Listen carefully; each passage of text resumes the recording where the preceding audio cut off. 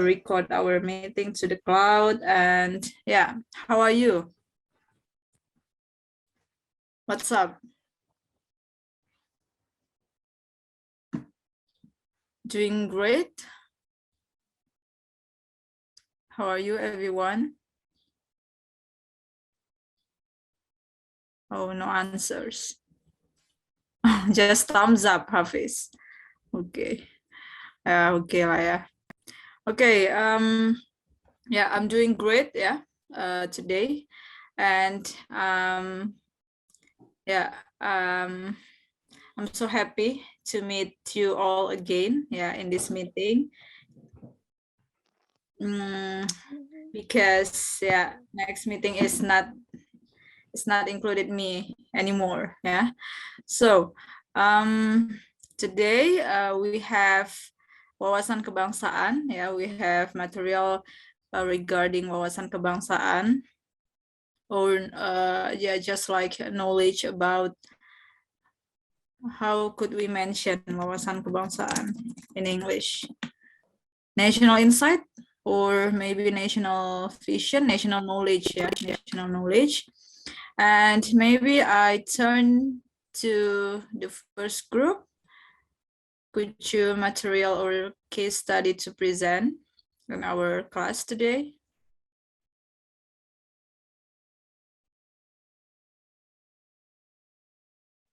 Yes, Mbak. The one who will share screen is Muhammad Nadifa, Mbak. Okay, thank you, Rangga. Muhammad Hadifa, where are you? I couldn't see you. Muhammad Deva. Hello. Oh yeah, okay, Muhammad Nadifa. Yeah. Yeah, I can hear you.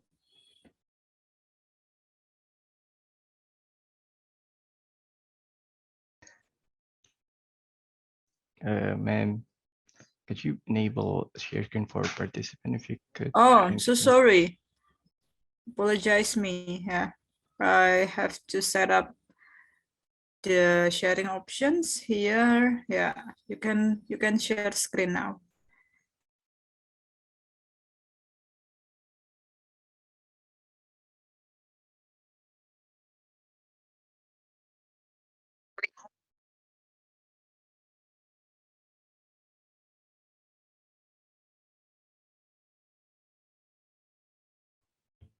Okay, Assalamualaikum warahmatullahi wabarakatuh. Hello and good morning, everyone. And also good morning, Mbak Cindy.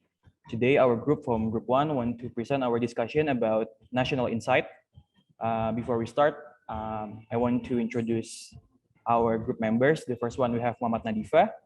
And then we have Sarah Juwairiyah, Alia Nur Pramudita, Nauka Zaina, and also myself, Rangga Juwardana.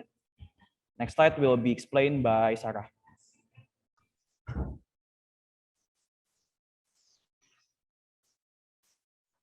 Okay, the definition of national insight. National insight is a point of view that contains the ability of a person or group of people to understand the existence of their identity as a nation, as well as in viewing themselves and behaving according to the philosophy of their nation in the internal and external environment. National insight also determines how a nation utilizes its country's geographical, historical, and social and cultural conditions in achieving the nation's ideals and national interests. Next slide.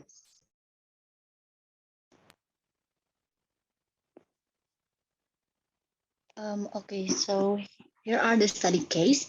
National Insight and SDGs number 16 are demonstrated by BPIP and Lemhanas. Both parties agreed to have a collaboration that accelerates education about Pancasila as ideology, which is related to SDG 16, strong institution.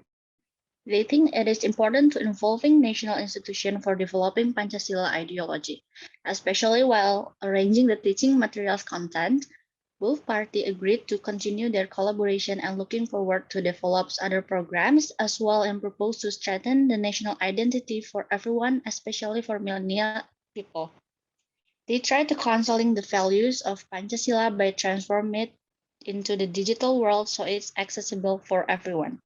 The main purpose in this collaboration between BPIP and Lemhanas is to equalizing perceptions about the development of Pancasila ideology material in ministries or government institutions. So there is no misleading interpretation that against the ideology of Pancasila.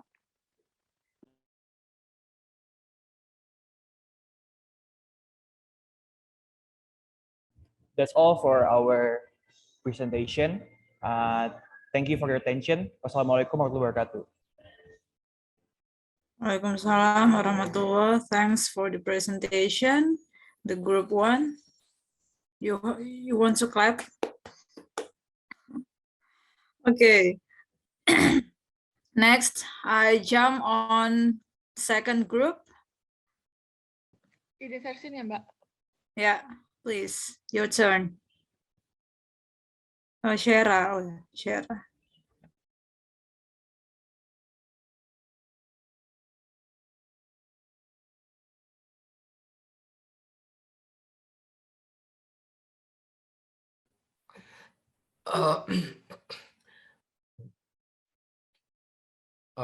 Assalamualaikum warahmatullahi wabarakatuh. We from group 2 is going to present about national insight. Our group members are doing Kemas, Ziko, Rahma, and Shera.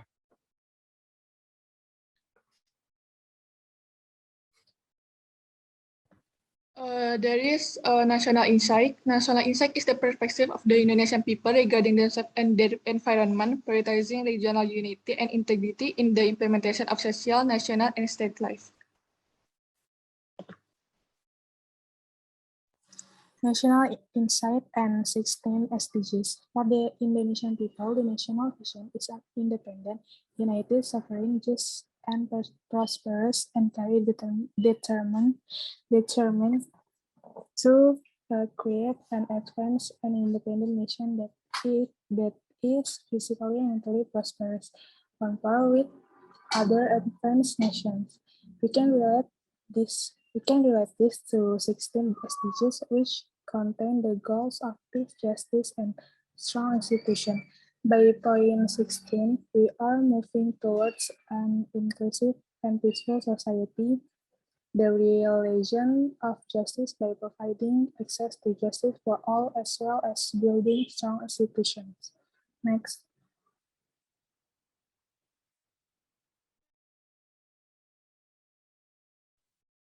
Study case.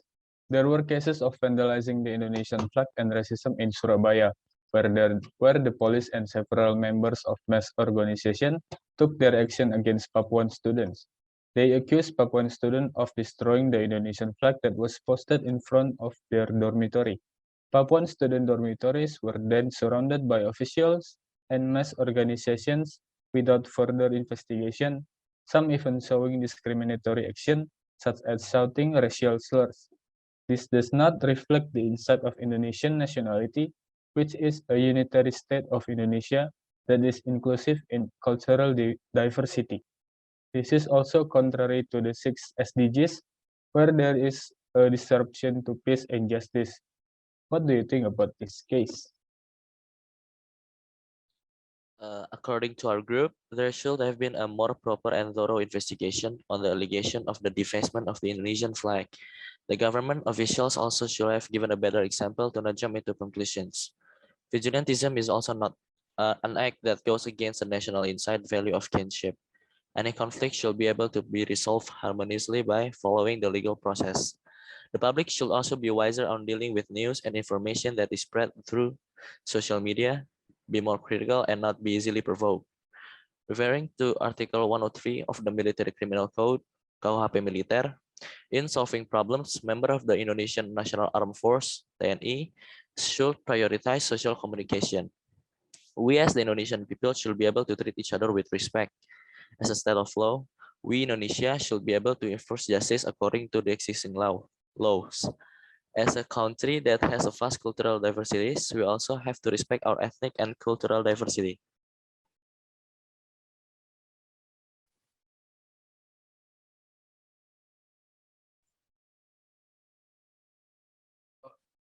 That I is think all that's from all. that is all from our presentation. Thank you. If you have any questions. Yes, thank you. The second group, perhaps we have Q&A session at the end of our presentations. Yeah. So the next group, third group, could you present or explain your case study? Izin share screen ya, Mbak. Yeah, please, Lintang, your turn.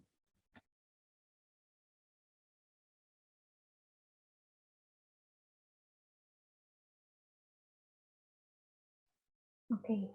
Assalamualaikum warahmatullahi wabarakatuh. Salam, Om Swastiastu, Namo Buddhaya. Salam kebajikan. Good morning, everyone. Also, good morning, Mbak Cindy. Thank you for the opportunity to do a presentation again.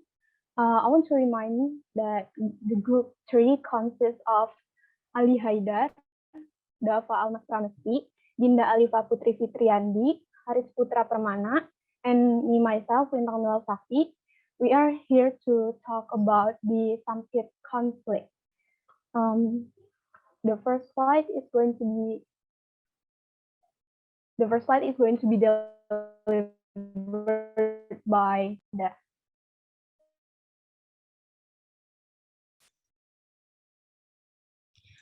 So our case study is the Sampit conflict between Dayak and Maduris.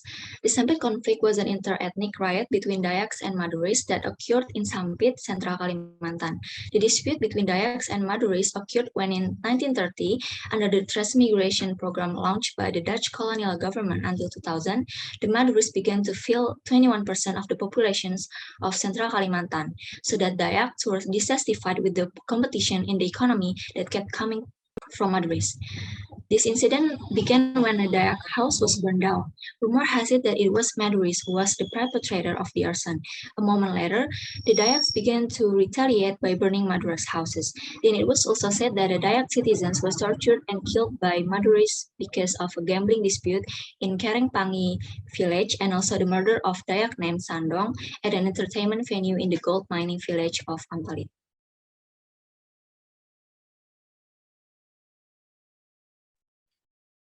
This incident angered the Sandong family, so 300 Dayaks came to the location to look for the perpetrator. Unable to find the culprit, Dayaks vented their anger by destroying 9 houses, 2 cars, 5 motorbikes, and 2 karaoke places belonging to the Maduris. This attack then made 1,335 Maduris flee.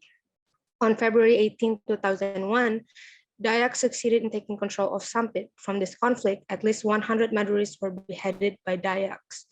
The police detained a local official who was suspected of paying 6 provocateurs for the riots in Sampit. Sampit conflict subsided after the government increased security, evacuated residents, and arrested provocateurs. To commemorate the end of this conflict, a peace treaty was made between the Dayaks and the Maduris. Then, to commemorate the peace agreement, a peace monument was formed in Sampit.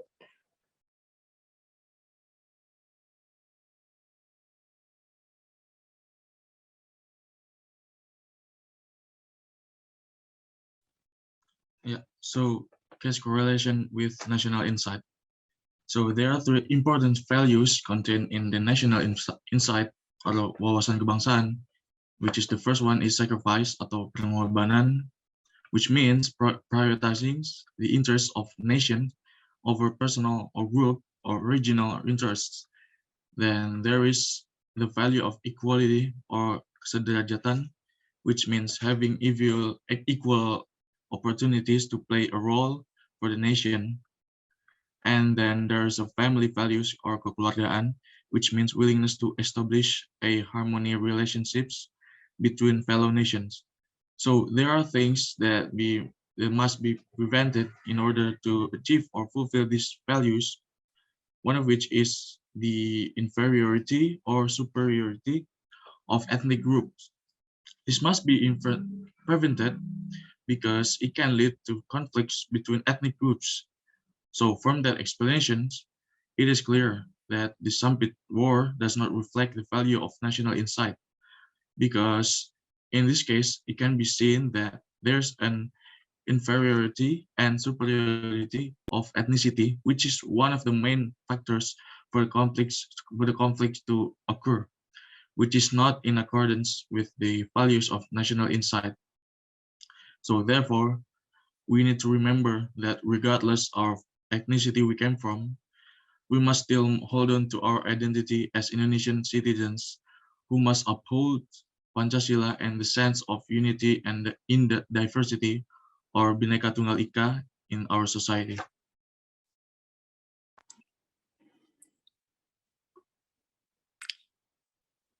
The case relation with SDG 16. The war that took place in Sampit between the Dayak and Madura tribes caused a lot of casualties and injured people. This case is related to SDG 16 as stated in indicator 16.1, significantly reduce all forms of violence and deaths everywhere. It is reflect that there is no progress shown from this indicator in this case. This war also result in victims from various age. Of course, this is very contrary to what is written in SDG 16, especially in indicator 16.2, where it is written to protect children from violence. For this case, it seems that it's still very far from achieving what written in the points in SDG 16 to promote peace and fight all forms of violence.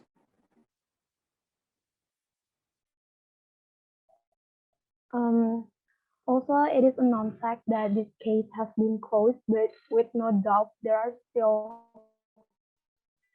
some tension between the two ethnics until now.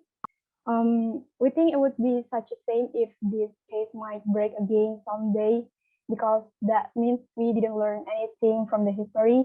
And besides that, we should know there is no any higher ethnic than the other one. So we should look at all the people equally. I think that's all from us. Thank you for the attention. Assalamualaikum warahmatullahi wabarakatuh. Waalaikumsalam warahmatullahi wabarakatuh.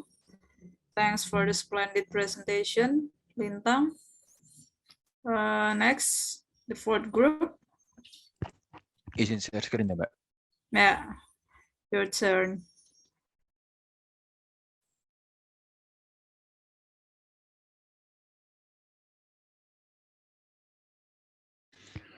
Oke, Assalamualaikum warahmatullahi wabarakatuh.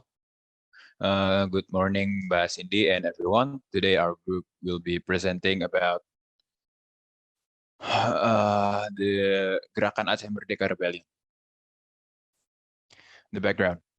The Free Aceh Movement, or as we know it as GAM, is an armed separatist movement Aceh to be separated from the unitary state of the Republic of Indonesia, or NKRI.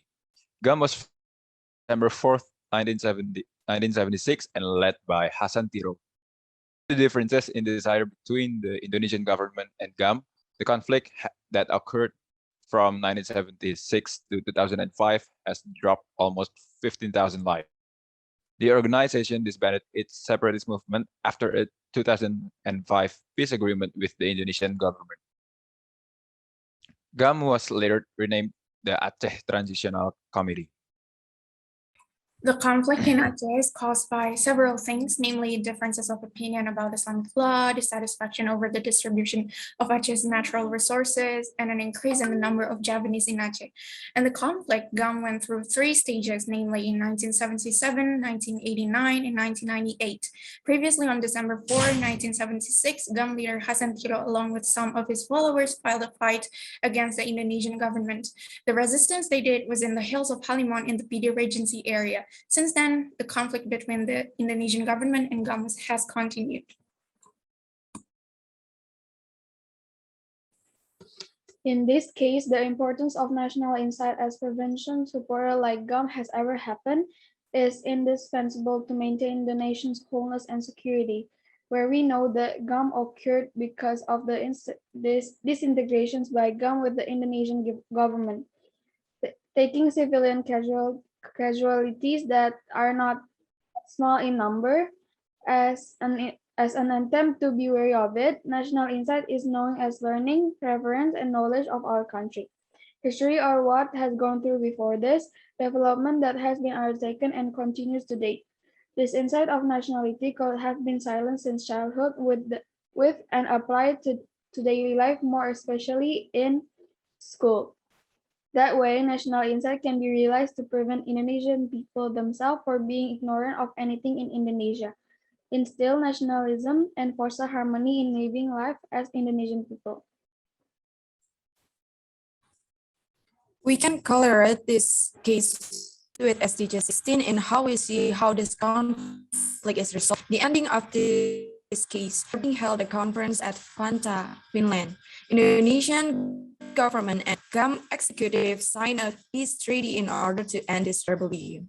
We can see that from all the conflict, there are hopes of meditation in peaceful ways. This way of promoting peace correlates with SDG 16.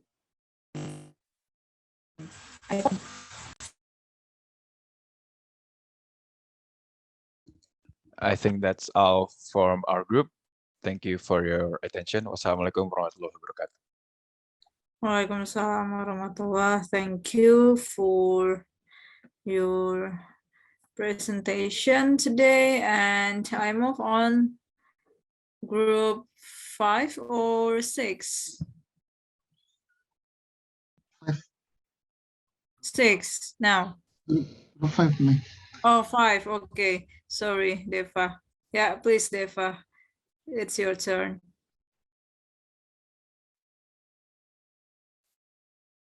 Assalamualaikum warahmatullahi wabarakatuh.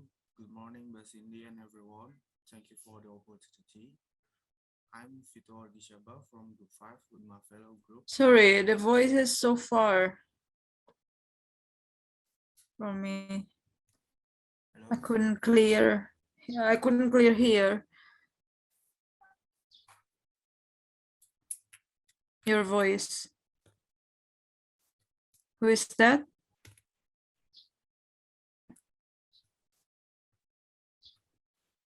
Who is the first spoke? Hello. Hello. Hello. Or maybe all of you here can hear the voice of. Hello. Hello. Hello. Yeah. Okay. Hello. Please, Vito. Yes, Yeah. yes. Yeah. Okay. Yes. Okay. Yeah. It's clear. It's clearer. Yeah. Assalamualaikum warahmatullahi wabarakatuh. Good morning, Mbak Cindy and everyone. Thank you for the opportunity. I'm Vito from Group 5 with my fellow group mates. Is the Deva, Faiz, Tamara, and Gita. Today we're going to present the result of our discussion about a case study and its relation to SDG 16 and national insight.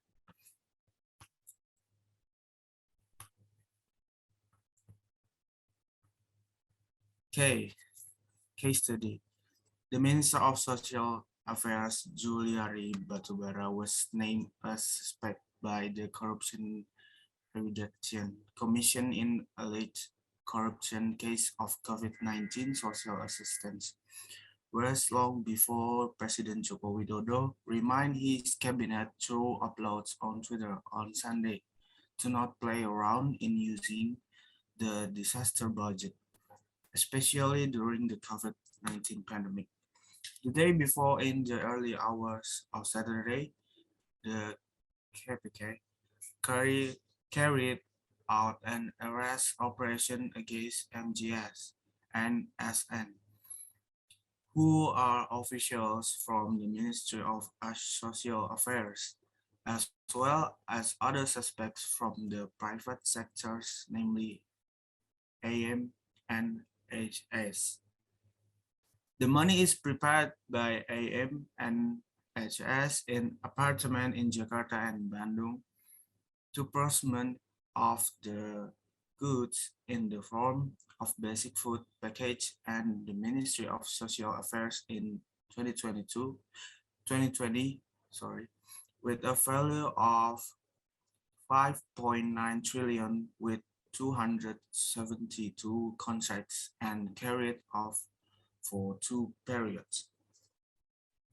January as the Minister of Social Affairs, appointment MGS and AW as the official commitment makers in the project by direct appointment between partners.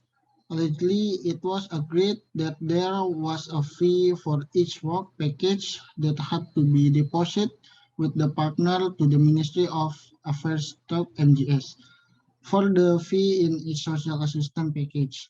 It was agreed by MGS and AW of 10,000 rupiah for food package from a value of 300,000 rupiah per social assistance package. The coordinating Minister of Political, Legal, and Security Affairs, Mahfud MD, said that central and regional officials who committed acts of corruption related to the COVID-19 disaster budget were threatened with the death penalty or the maximum threat is life or 20 years in prison. According to the Corruption Act, however, in a disaster situation like the time of COVID-19, the threat of the death penalty is enforced based on the applicable law, said Mahfud at the 2020 National Coordination Meeting for Government Internal Control last June 15.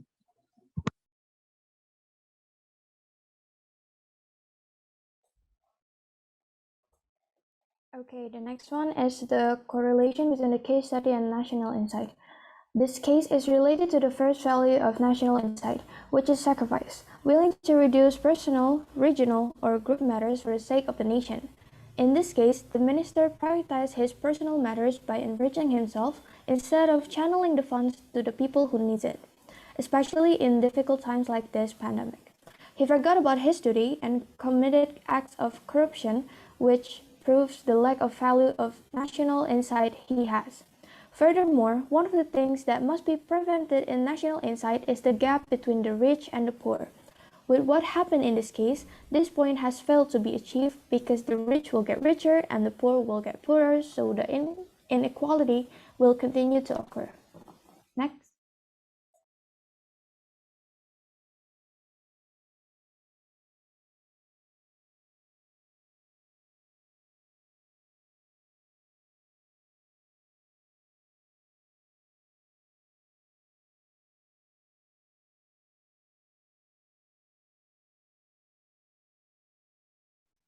Next, the correlation between the case study and SDG 16. This case relates to SDG 16 target 16.5, which says about reducing corruption and bribery in any form substantially. This target explains that we need to work honestly, no corruption, no bribery. Honesty and loyalty are two most important things in the realm of work, especially to the white-collar workers who work at the government. Our people need sincere people. There are still a lot of poor people in our country, and corruption only makes it worse. Corruption makes the rich richer and the poor suffer more. That is why we need to increase honesty not only at work but at all aspects. That was all from our group. Thank you. Yeah, thank you for the fifth group, Gina, and to all friends here. And to the next group, we have 9 groups, right? 9 groups or above? No, 9 groups. Yeah. Anivia. Ma'am Cindy. Oh, Hafiz. Yeah, please. Yeah. Your Okay, turn.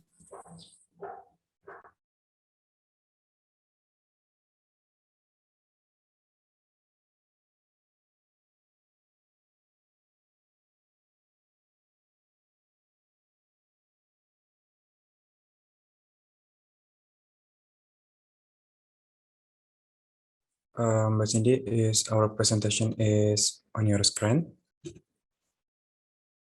Yes, Okay. indeed. Okay, cool. Okay. Good morning, everyone. We are from Group 6. We will like to present about National Insight. My name is Hafiz, and I'm with Farsha, Dini, and Sheila.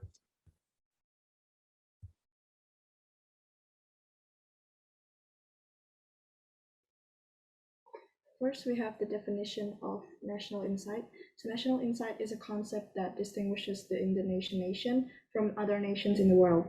National insight can also be explained as a way of looking at the life of society, nation, and state by prioritizing the association and unity of the region.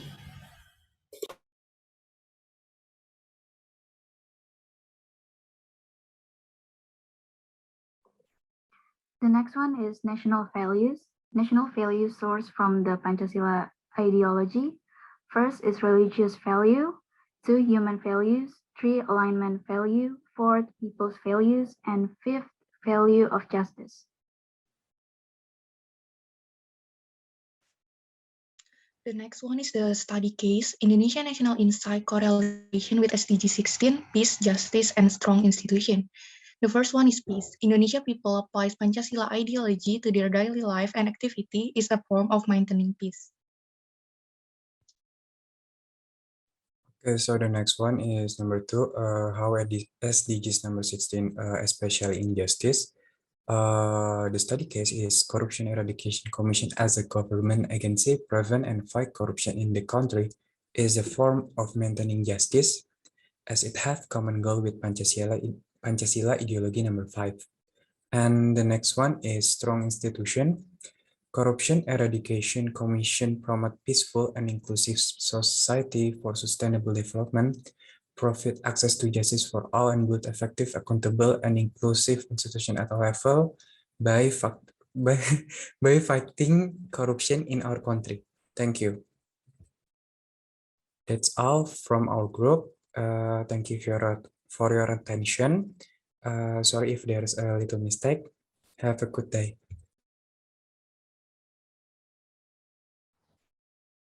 Okay, thank you, Hafiz, for the 6th group. And next, I turn to,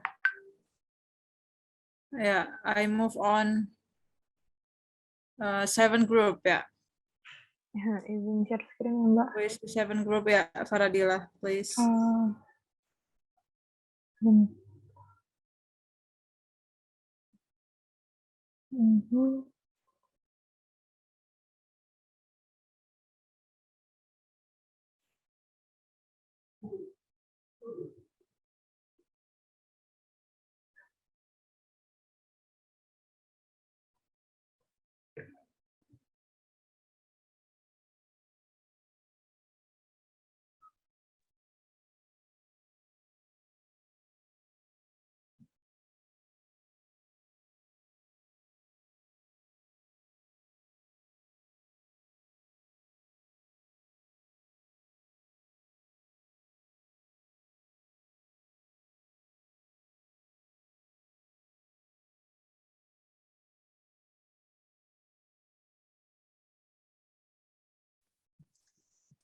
Good morning, Mbak Cindy and everyone. Today we are going to present about National Insight. But first, let us introduce ourselves. My name is Tamara, and here are my friends, Ian, Kezia, Bagas, and Farah. The next slide is going to be presented by Kezia. As a form of review, the 16 SDGs is part of the 17 goals initiated by the United Nations, and the point 16 of the Sustainable Development Goals is dedicated to the promotion of peaceful and inclusive societies for sustainable development, the provision of access to justice for all, and building effective, accountable institutions at all levels.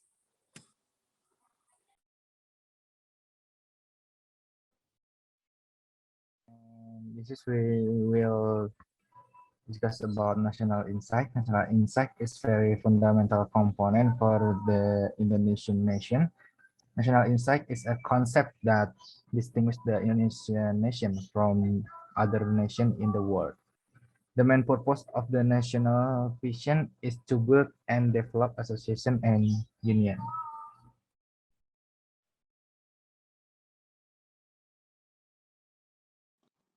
Okay, so the next one is case study. Racism towards people in Papua. Starting from the case of the death of George Floyd, students from Papua who are in the United States also participate in the Black Lives Matter demonstration. On this occasion, they also shared their experience related to racism. One of them is Florida Nasategai, who is taking a master's degree in mining engineering at the University of Nevada. She said that while in Indonesia there were a lot of racism remarks directed at her, such as "Are there cars in Papua?" or "How come the Papuan people come here?" And it doesn't just stop there. In America, she also gets act of racism. Some people didn't want to sit next to her even though the place next to her is empty and even her wallet was forcibly taken. Next. And the correlation between case study and the 16 SDG. The case reflects the failure of the institution and its effort to achieve the 16 SDG that aims to promote peaceful and inclusive societies for sustainable development, provide access to justice for all, and build effective, accountable, and inclusive institutions at all levels. Peace, stability, and human rights have been violated by the act of racism. And next, the correlation between case study and the national insight. The case is related to the conflict caused by the multiculturalism in Indonesia. The racists violated national insight value, namely equality. Why is that? Because there are superiority and inferiority of tribes in that case. Thus, there's a gap between them, and it makes the tribes that consider themselves superior to commit racist acts against the other tribes that are considered inferior.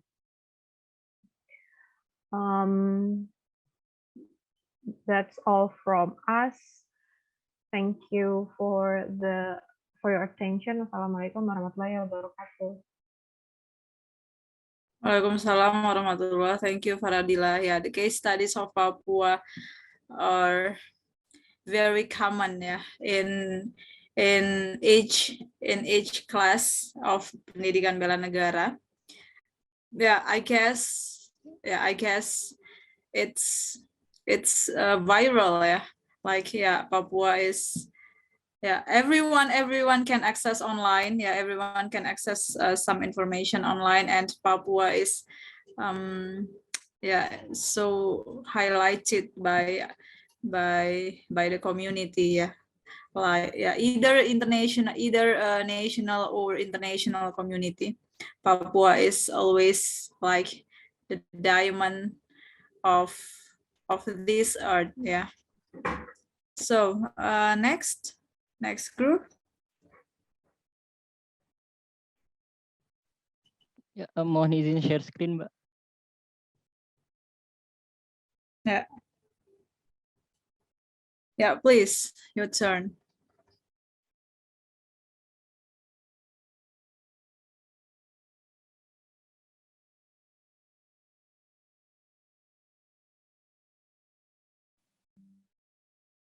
Okay, I will open this presentation. Good morning, everyone. Good morning, dear our lecturer, Mbak Cindy. Today we are from Group 8. We're gonna talk about the National Insight and SDG 16. Case study of Indonesia's maritime policy under Joko Widodo in the 2014 period until the 2019.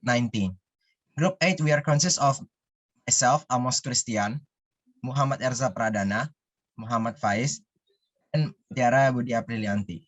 So, kindly the next slide, please. Talk about National Insight.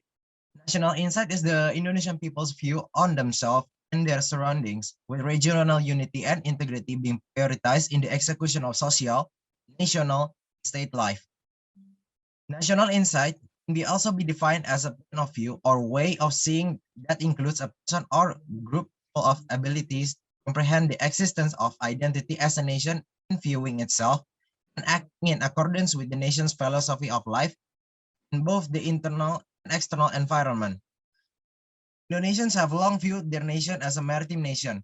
This is based on the glorious stories of the two modern Southeast Asian kingdoms, Sriwijaya and Majapahit. National Insight implies that the government must adapt its policies in accordance with the geographical location of their nations. Indonesia should and must recognize its status as Asia's potential maritime powerhouse and therefore prioritize its maritime policy.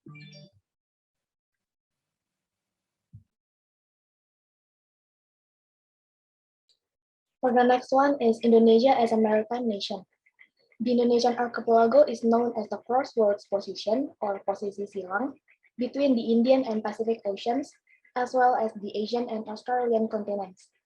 Indonesia's self-perceived identity is built on territorial integrity extending from Sabang to Merauke. The archipelagic outlook, or wawasan Nusantara, is also a product of a national security fixation, fueled by the widespread belief that Indonesia is always vulnerable to larger countries utilizing divide and rule techniques. This concept emphasizes on maintaining archipelagic integrity, frequently by treating foreign vessels, let alone warships, with distrust. The succession of dramatic sinkings of foreign fishing vessels found performing illegal fishing activities in Indonesian waters is perhaps the most visible manifestation of the archipelagic outlook.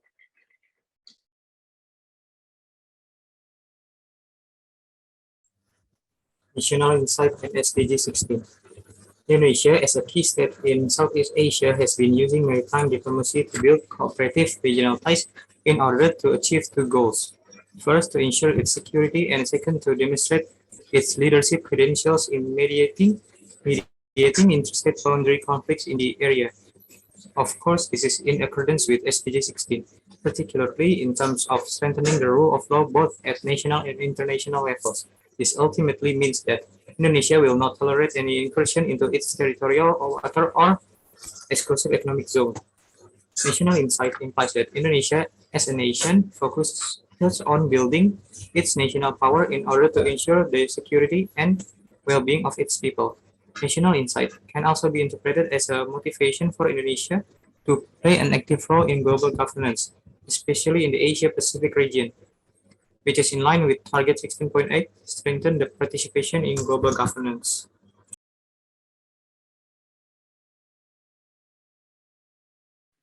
And now to the case study, the Global Maritime Fulcrum and Indonesia's maritime policy. Joko Widodo came to office back in 2014. He had stated many times during his election campaign and after he took office that he aspired to restore Indonesia as a global maritime power. This ambition was later known as the Global Maritime Fulcrum, or Poros Maritim Dunia. The concept of GMF can be traced back to the era of Sriwijaya and Majapahit kingdoms. Both kingdoms were pre-modern maritime powers and regional hegemons in Southeast Asia. It seems that this national myth provided the justification and legitimacy for Jokowi's maritime policy. To realize this aspiration during his first term as president, the government strengthened its maritime policy by taking a strong stance against illegal fishing. Indonesia is also taking a hardline position on China's violation of international law. This was seen back in 2016 when 12 Chinese vessels crossed Indonesia's EEZ. Indonesia responded by conducting a larger military exercise in the Natuna Islands and has maintained a larger military presence ever since. Although Indonesia has a close relationship with China, Indonesia remains committed to ensuring its national sovereignty. These two examples can be interpreted as Indonesia's commitment to preserving international law, which is in accordance with SDG 16, and Indonesia's efforts to reassert itself as a maritime nation. I think that is all from us. We thank you all very much indeed. Assalamualaikum warahmatullahi wabarakatuh. Waalaikumsalam warahmatullahi wabarakatuh. Yes, that is a unique case study. Due to just your group, just your group explained regarding the Global Maritime Fulcrum, and it's Poros Maritim Dunia, So it's this case is still facing obstacles or problems, in effect, and we could discuss more, So the next group, I turn to the next group, group 8 or group 9. I'm not sure. The group 9 is share screen ya, Mbak. Oh yeah, great. The group 9, the last group. Hanifia, please, your turn.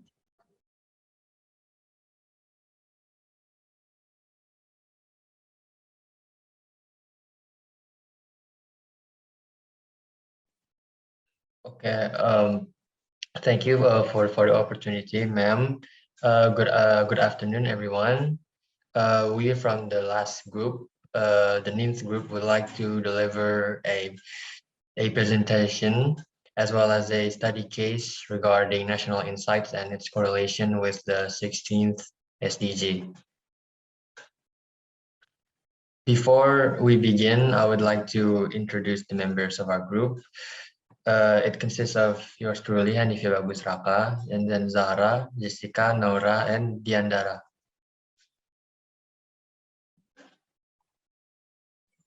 So what is national insight? In the Indonesian dictionary, it is stated that etymologically, the term insight means results or driven conclusion, review views, and it can also mean conception of perspective. National insight can also be interpreted as a point of view or way of looking that contains the ability of a person or a group of people to understand the existence of identity as a nation, in viewing itself and acting according to the nation's philosophy of life in the internal and external environment.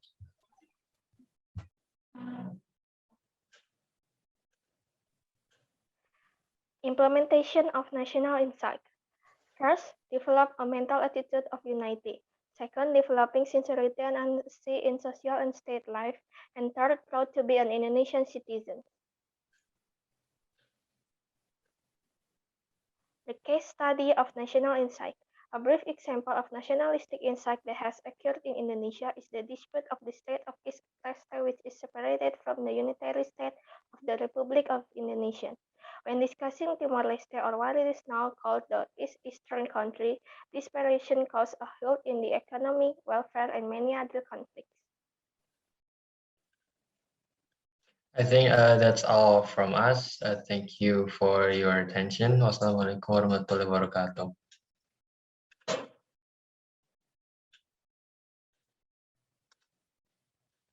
Yeah, Waalaikumsalam warahmatullahi wabarakatuh. Okay, thank you so much for all the presentations here. And yeah, actually I have a PowerPoint to present. But in fact, yeah, you have also explained about this one. Yeah, I will share here for a moment. So could you see this PowerPoint, the slides? Yes. Yes, ma'am. Okay. Yeah.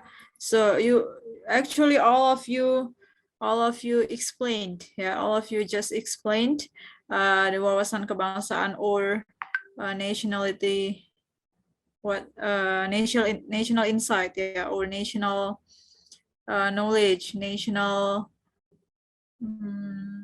national knowledge, national insight. Yeah, that's correct. So it's this terminology is actually the point of view, yeah, or the perspective, how you see or how you analyze something. Like Indonesia has a wide range of traditions, tribes or ethnics, and history, and also the geography or territory, yeah. And Indonesia has also like 17,000 islands. And Indonesia also has Ipolexosbud Hankam, ya, ideologi politik, ekonomi, sosial, budaya, pertahanan, dan keamanan.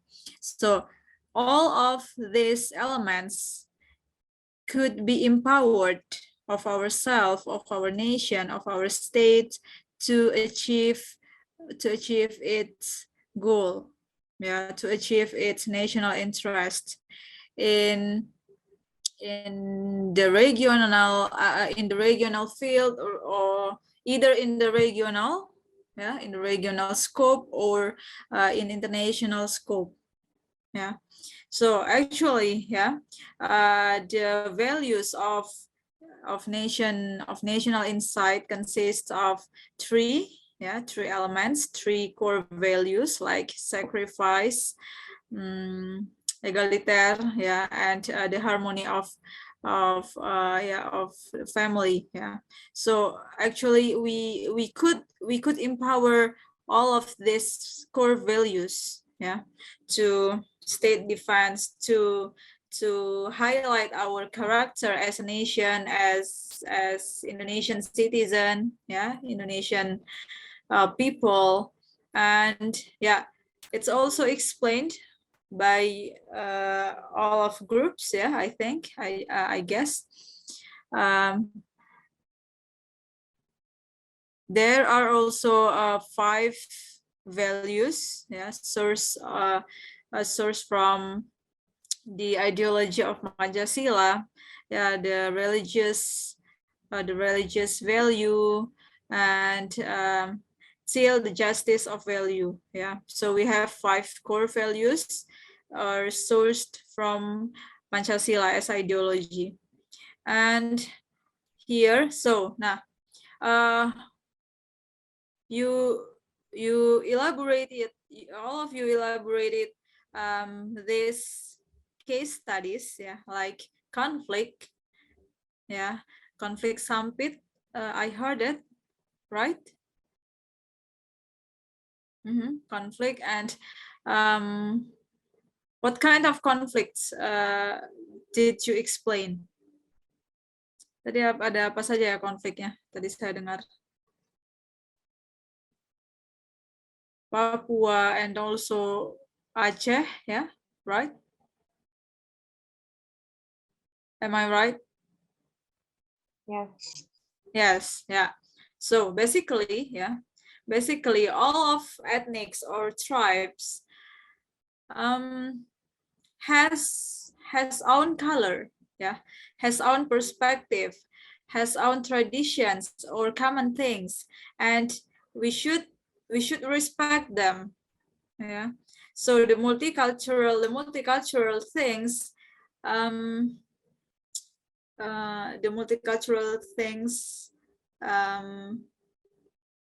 do not tend to the conflict or vulnerability, yeah.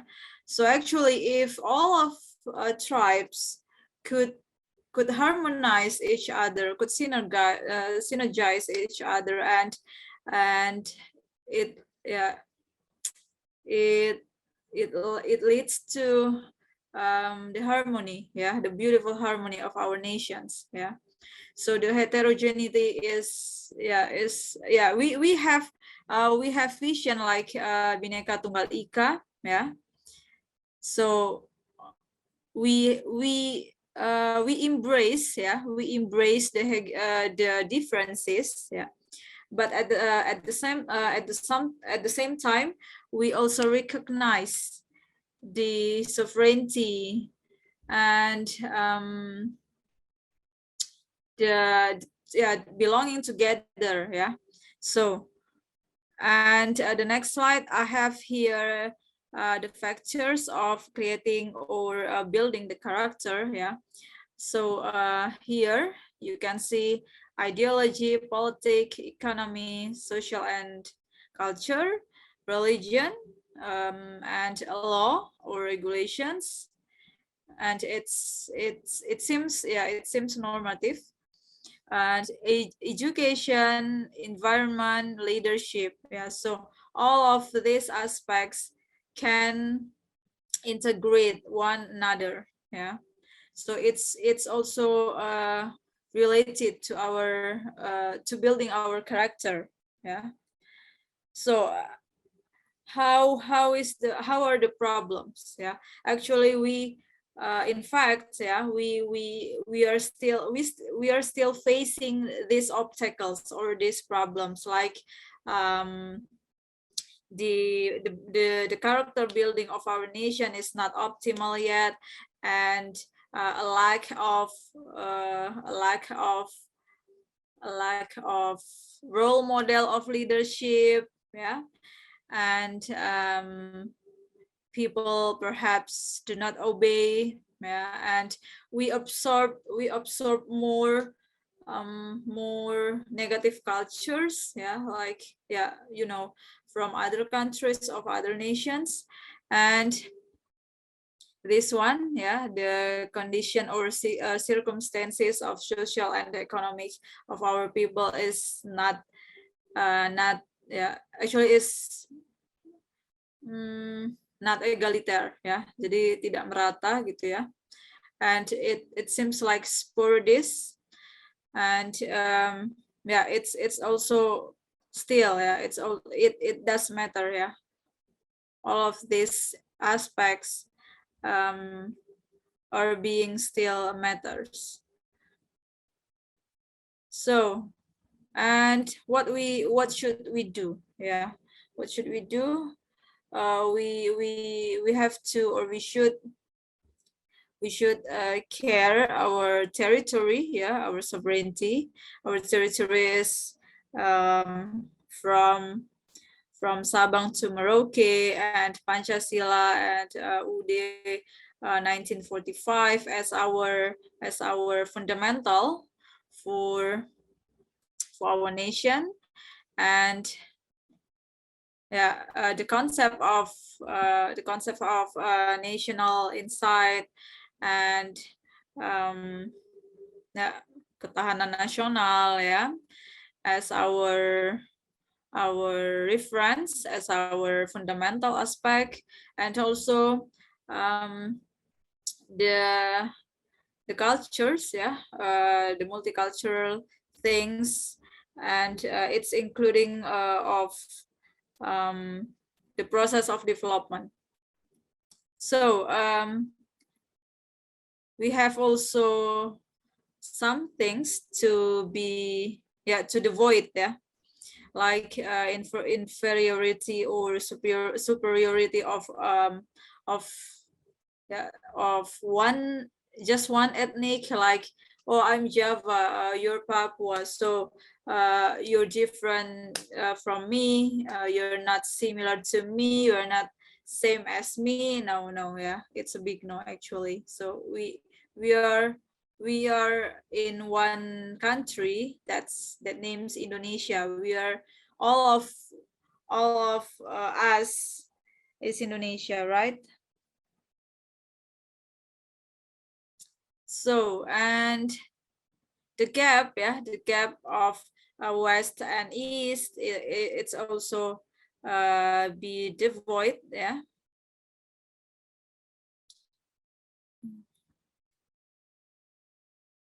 And yeah, if you want big impact, use the image, yeah, use big image. So thank you for having me today. Maybe you have some questions, and I will open the Q&A session. Feel free for other groups or for me, it's okay. Yeah, I'm going to answer your questions. Please, if you have questions, or maybe, yeah, perhaps you have insights focusing on national insight, yeah, or maybe national problems, our obstacles till today. Yeah, it's possible to discuss more, yeah, or to elaborate more together here in this class. Could you?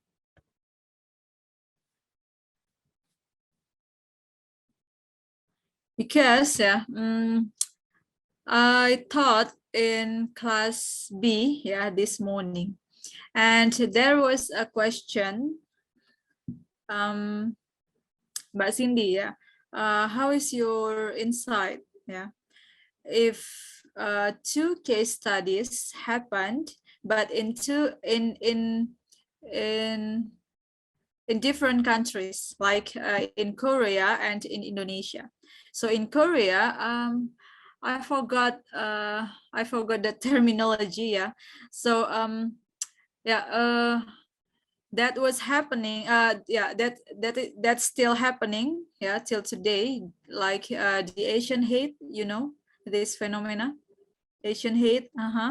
So the South Korean people classify the class of people Yeah, so if we are Asian, yeah, actually we are all of us is Asian, right?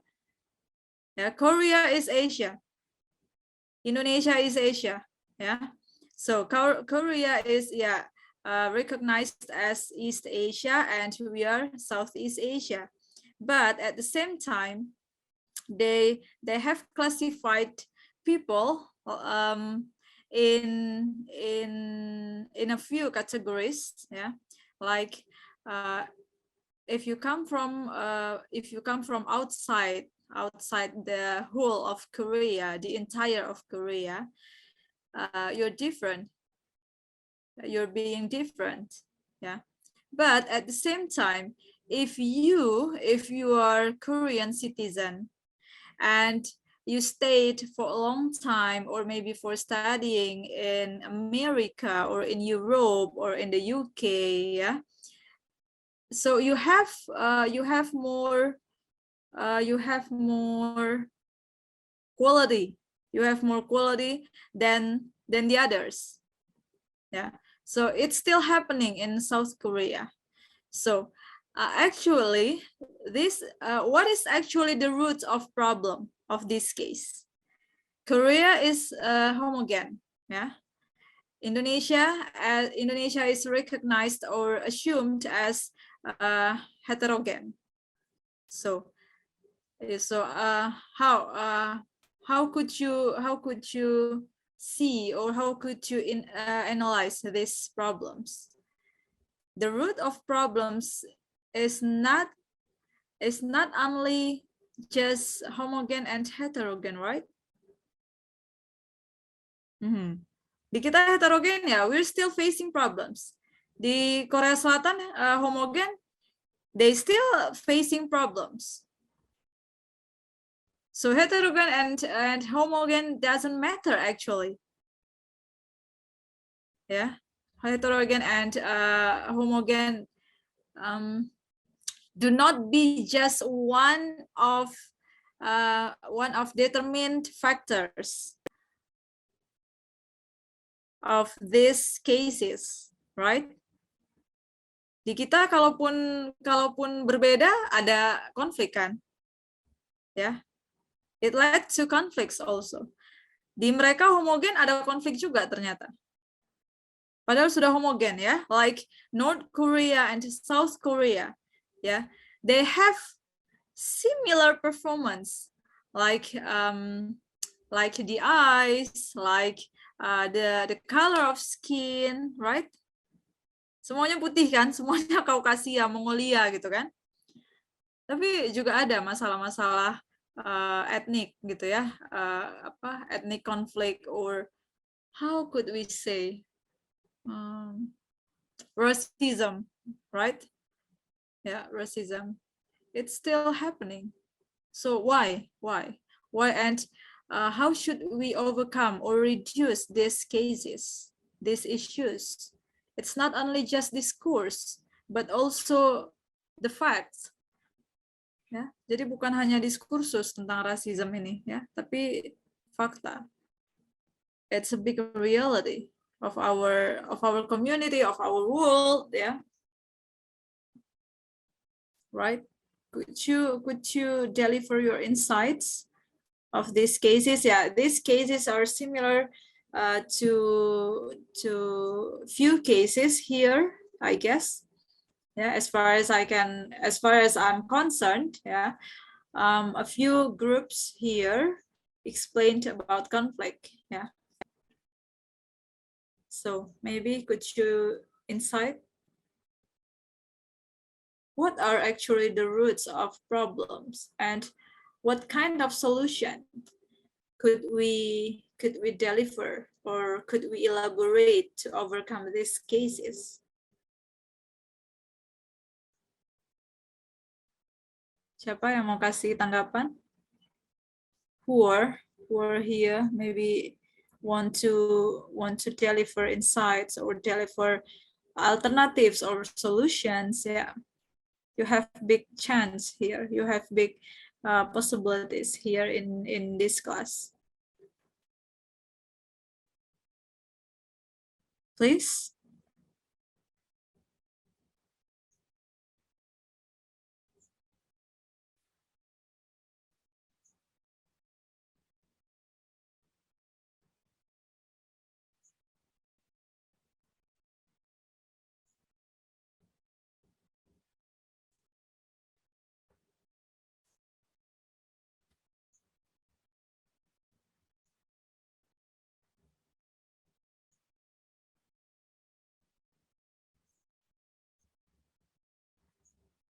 Could you explain or elaborate your insights about concerning the racism cases ya? Ada yang mau kasih tanggapan? Ya, Hafiz, please. Your turn. Okay, ma'am, Cindy, thank you for the opportunity. For me, myself, I have an insight regarding to these issues. I think the possible solution that come in my mind when I hear this kind of topic is, so this is what I think is, this is the fundamental of the individual itself, that maybe this person or this individual thinks that he or her might think that he or her is superior than others if, let's say, he is white and the other person is not a white.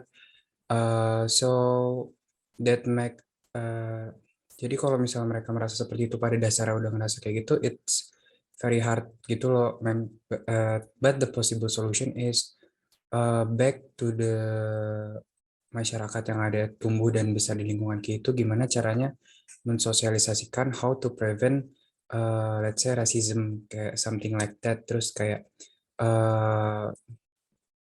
kinerja orang tua dalam mendidik anak tuh juga membentuk, because we in this world are living with diversities, ma'am. How we could accept others yang kayak come with different backgrounds and different let's say social, economic background, something like that. It applies to this as well gitu loh, ma'am. Kalau dari Hafiz, insight-nya itu aja. It's very important to educate some individuals that we are after all human gitu loh. So membeda-bedakan doesn't really change anything gitu. Itu ma'am dari Hafiz. Thank you. Yeah, thanks for your brilliant idea, Hafiz. Kezia? Am I audible, ma'am? Yes. Okay.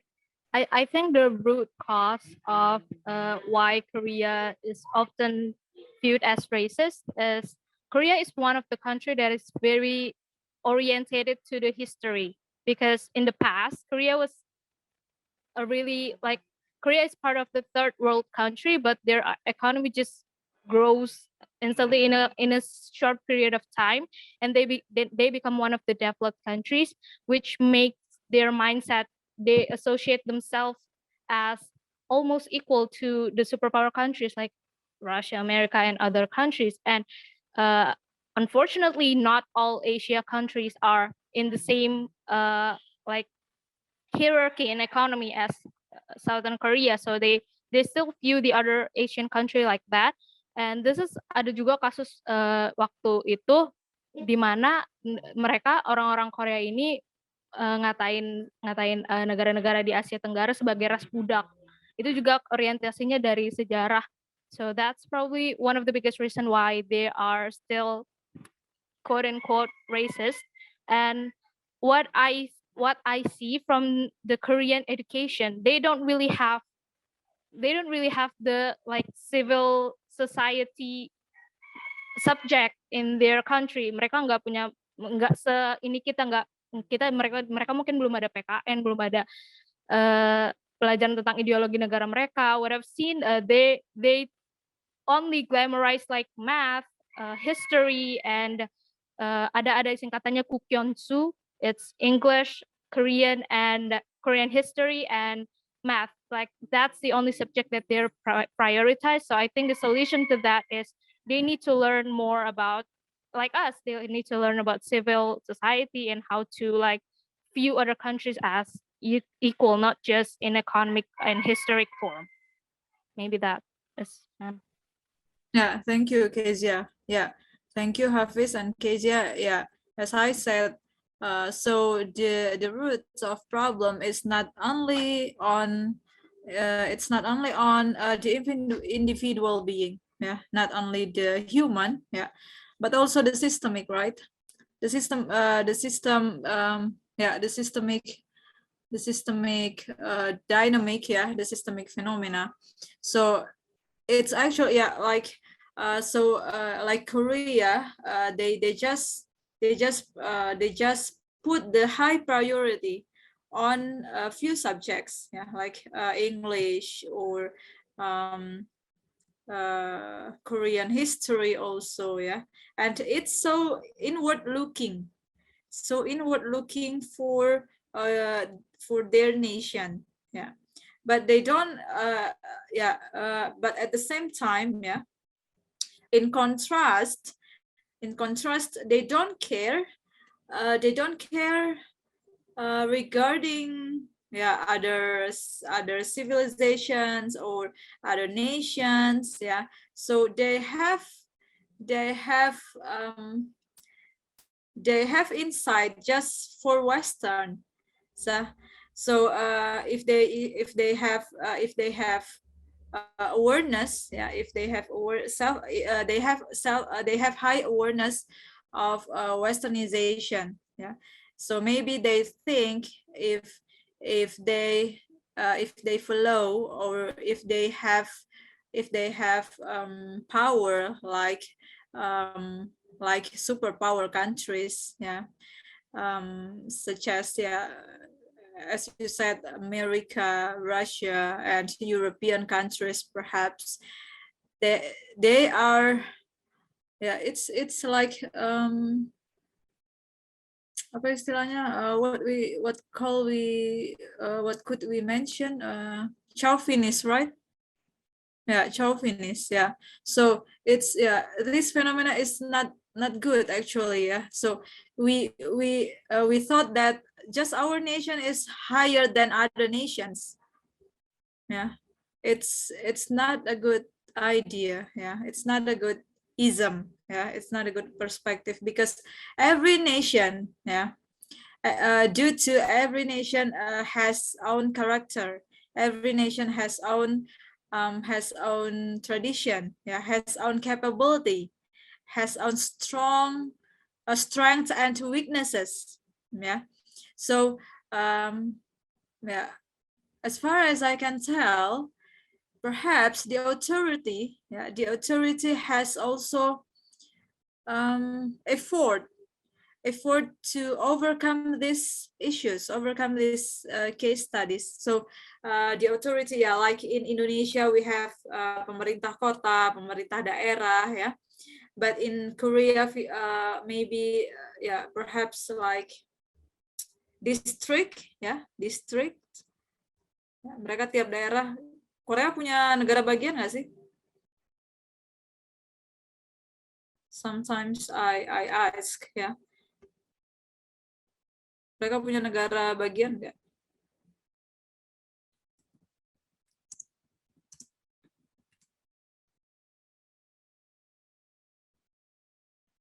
I think no, ya. Bagian yang misal.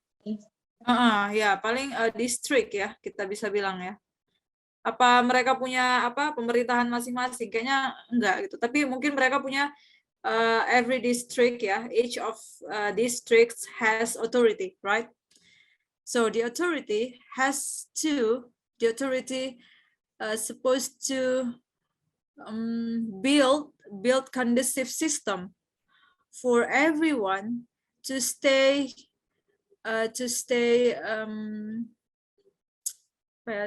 well, yeah, to stay conducive in Korea, right? Notice me.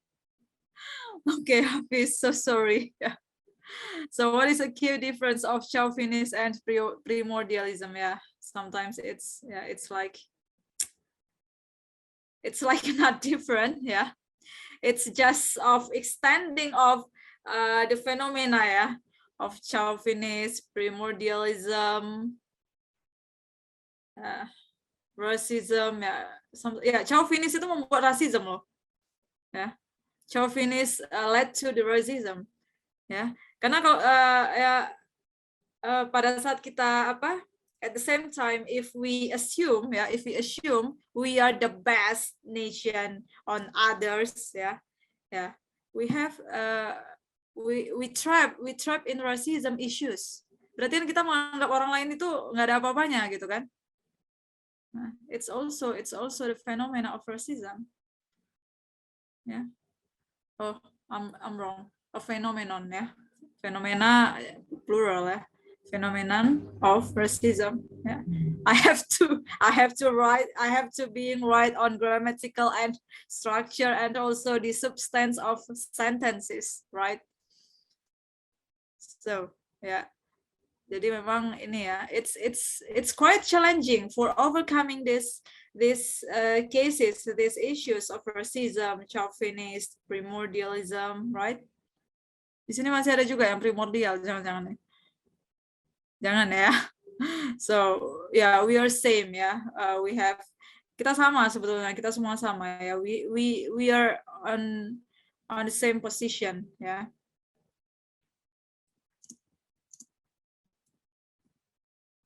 Yeah, we are all egalitarian. Yeah, we have same rights as nation, as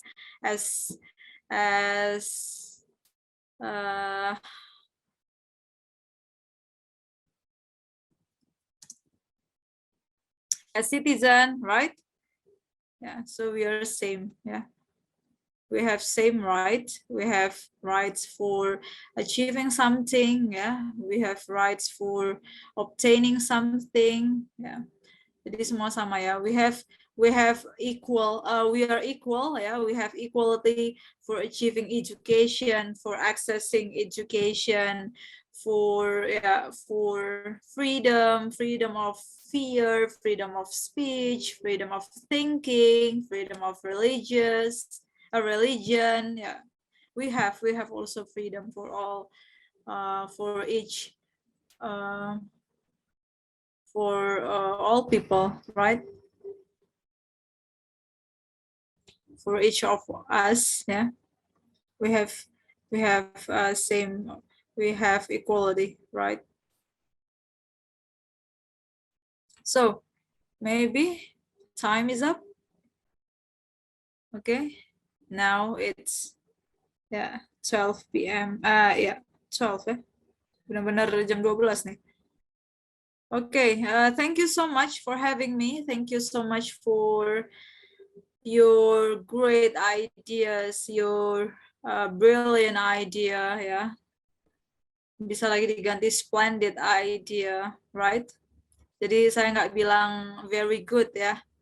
I'm replacing very, I'm replacing very good to critical thinking, critical ideas, right? Yeah, it sounds like native, yeah. Awesome idea, thank you. Yeah, thank you so much.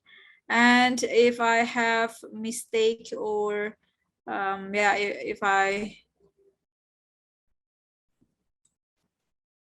if I have confusion or mistake,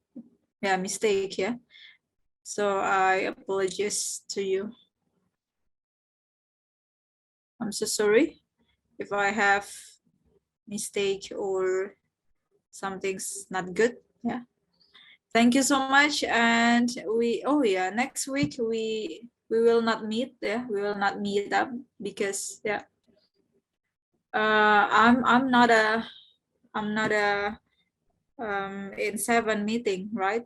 The 7 meeting maybe it's responsible to Mas Garcia or Bu Evi. I forgot. Yeah, maybe. Yeah, one of them lah ya, pokoknya. Because Ibu Wahidah just teach on big class. Yeah.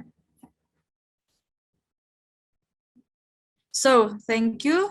Assalamualaikum warahmatullahi wabarakatuh. I will stop recording here.